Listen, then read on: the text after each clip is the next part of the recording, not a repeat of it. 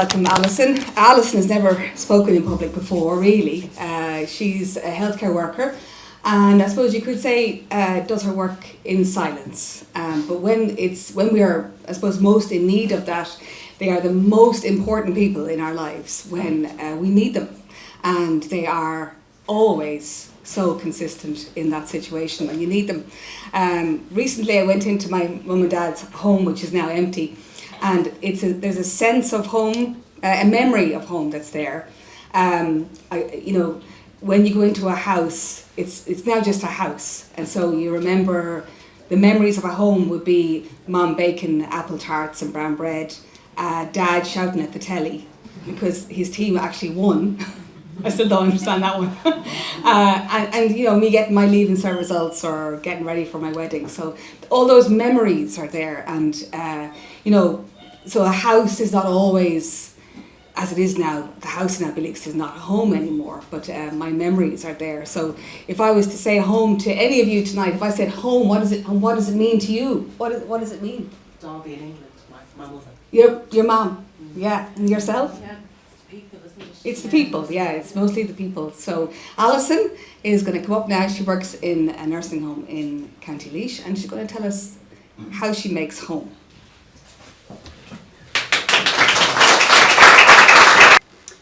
Like most people, everyone has a preconceived idea of what working in a nursing home is. Growing up, we all thought it's a place where people go. It's old people, it's smelly, it's depressing. It's where people go to die. It's not a place full of laughter, joy, fun, very dark humour. But that's a nursing home. That's my nursing home. That's what it's been the 8 years that I have worked there. I went in there with the intention of being a caregiver, holding people's hands, doing the daily tasks that they needed to help them live their lives as independently as they were able to. And I thought I was doing it. And then COVID came, and everything changed for everyone in this room. But our world became smaller in the nursing home. It became like a goldfish bowl, because for people who had just come to live with us, straight away the doors were closed and their families couldn't come in. So they were isolated from everything they knew and everyone they loved. And we didn't just become the carers, we became everything to them. And in return, they became everything to us, because it's my second home. I spent so much time there. We became everything to each other. And even within the nursing home, we still had to isolate people from us.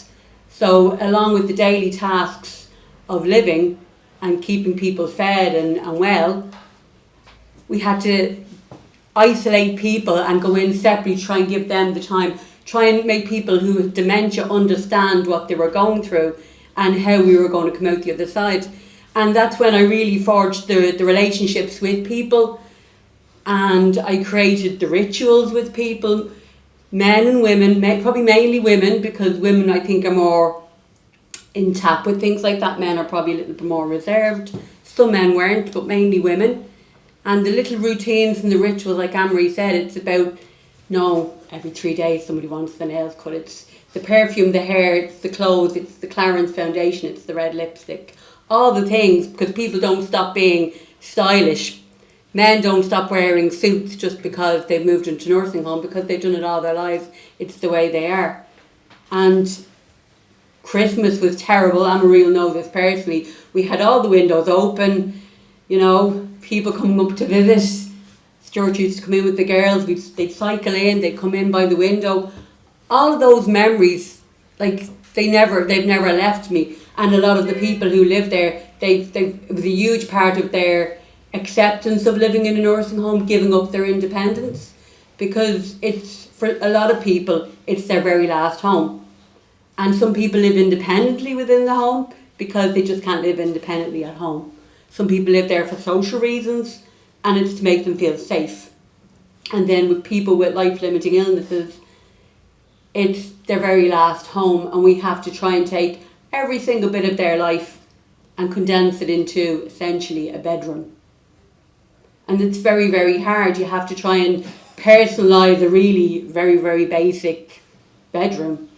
And we do that as much as we can we have activities, try and get people involved with their hobbies, all of those things to try and still keep the people and their personalities still going. And families are, not to think Anne-Marie's here, other families are a huge part of it, because without the commitment of families, because outside of their parents, their grandparents, their mother, their father, brothers, sisters, moving into a nursing home, we may never cross paths. We might be in different social arenas and outside. But we all have to come together to be the cheerleaders for that individual.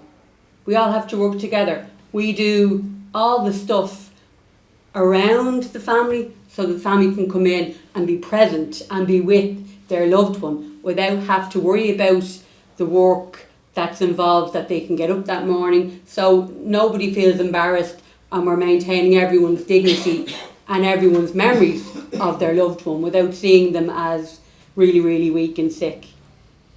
And that has been it's having the county flag. It's a dream catcher. It's a teddy bear. It's your favourite football team. It's all these things that we take for granted. We go home to our house, which are filled with things, even more now this time of year.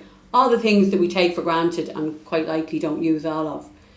If you were to say tomorrow, pack your bags, you're moving into a room for the next 20 years, take everything of value with you, where would you start?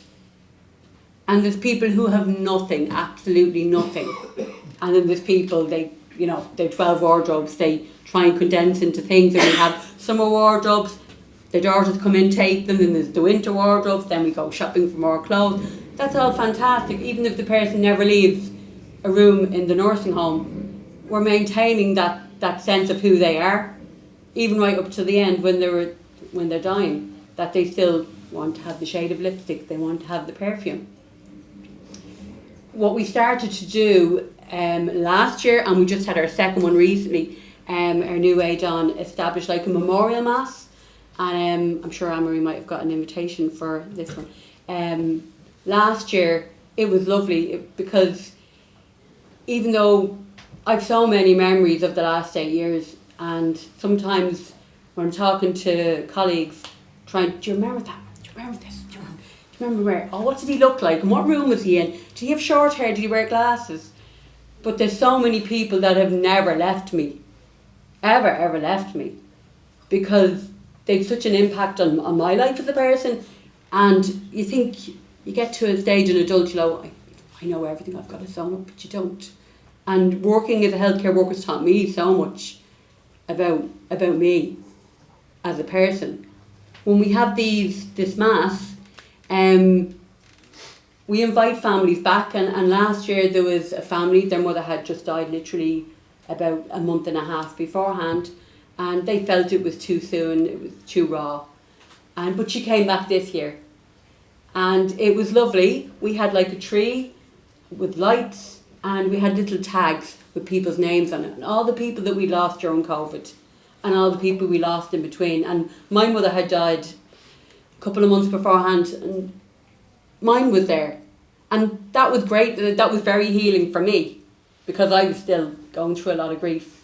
And people have come back and said how much they enjoyed, even people whose families were very briefly with us, and I didn't remember them, they remembered us, and they said, oh, it was lovely to come back.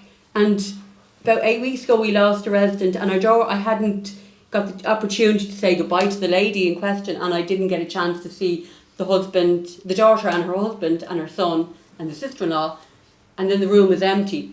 And for about 2.5 weeks I was still on the corridor, just a little bit up from where your dad's room was, and I'd just, my eyeline, and I'd be like, her daughter, it was like she was still in the room. And it wasn't until someone else moved into that room I stopped associating it with this lady.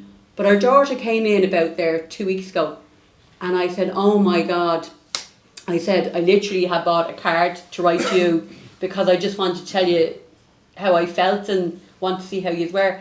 And she came in and she was so happy to walk through the doors, and some people can never come back because they associate with the death. But she was so happy. She said, oh, I'm not upset. She says, I always associated the nursing home with such a place of, you know, warmth, humour, laughter. She says, my mother was happy here. We were always happy to come and see her here. She says, and even now, she says, this feels like my second home because I spend so much time here. She says, and I love being here and I feel comfortable. She said, it's not a place of sadness to me. She says, because I know my mother was happy here. And that can only make me feel very, very happy, but very proud that the people, because, you know, it's very hard. Sometimes people leave, they pass away, and you never see people again, and that's fine because everyone has their own way of dealing with moving on after a loved one has died. But so many people, and I've said this to Anne-Marie before, I can't walk down the town with on each day walking the dogs. I met a resident granddaughter and great granddaughter, and I could meet 5 people. John said, you go into a time warp when you leave the house, just go to sleep value. I said, you don't understand. You know, I meet about 10 people, 5 of which I work with, and 5 could be people I don't even recognise, but they know me. And then there's a couple of families I meet maybe once a year, but I took care of the mothers for years. And it's lovely to see them, and they're always happy to see me. And it's things like that that makes me feel like I created that right environment. And it's again, a building is a building, it's only a building. This was a dark room before all the lights went on, and the warmth and the hot apple cider and the sense of everyone wanting to be here tonight. But a building is only a building, it's nothing without people. It's nothing without people. And I don't do the job alone. There's a huge amount of people in there across all the job descriptions that we all, from the housekeeping to the kitchen staff, are invested in the residents. They know their names. They know somebody's a little bit off. If they're just in polishing something, they say, I have a feeling, you know, someone's not a bit, would you like to say it to the nurse? Because they care. They're not just, it's not just a job. And anyone that knows anything about healthcare knows it's never just a job. And if it is, you're probably in it for the wrong reason and you won't last very long. Because you can't do a job like that and then just leave. You have to care. And you really have to be invested in people. And by doing what I do and creating the environment and supporting people, I'm giving them their final home. I'm very proud of that. Thank you.